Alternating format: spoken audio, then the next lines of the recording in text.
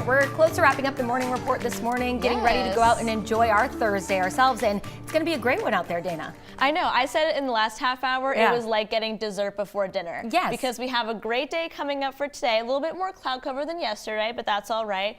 But then we have some rain to talk about for the weekend. But you know, that's okay. Not the whole weekend. No, we're still going to have some nice weather for the weekend. It's just kind of the first half is what we're going to talk about, some rain.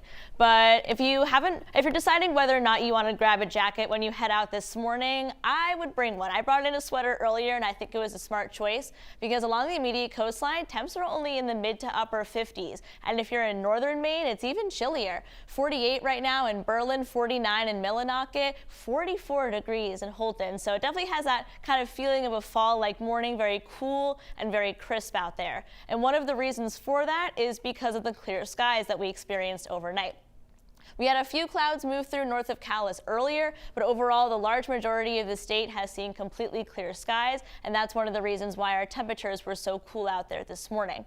Now we will see some more sunshine as we go into the afternoon, so temperatures are going to jump into the mid to upper 70s. I think we could see a couple of 80s out there, especially kind of near Bangor and near Calais. The coolest part of the state today is going to be along the immediate down east coastline. Temps there only in the low 70s.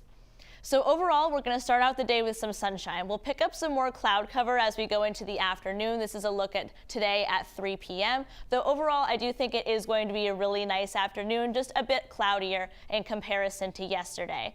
But then things are going to start to change. We have to talk about some rain. This is Thursday at 10 p.m. Starting to see some showers move into areas of western Maine and New Hampshire. And you might be asking yourself, why are we seeing some rain coming in for Friday and the weekend? And the reason for that is Debbie. So right now, Debbie is hanging out in South Carolina, bringing historic rainfall to the region because it's an extremely slow-moving system.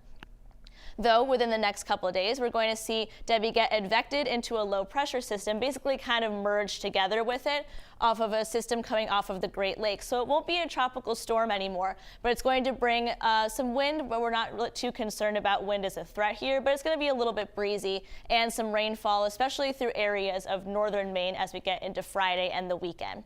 So we're going to be kind of dealing with two main rounds of rain here. The first one is going to be as we go into early Friday morning, starting out with some heavier showers down through southern and western Maine. They get a little bit more organized as we get into the second half of the day. So I do think the morning commute here is going to be a little bit messy, especially if you're in down east Maine and then back towards the northern mountains. Then around lunchtime, more heavy rain through northern and eastern Maine, but western Maine starts to see a little bit of a break here. Most of us get a break from the showers as we go into right around dinner time on Friday, a couple of lighter showers and otherwise mostly cloudy skies. And then we're going to have our second round of rain move in, and this is going to be Friday overnight into early Saturday morning. This is where we're going to have the heaviest rain, so if we do have some flooding issues, this is where I see it happening.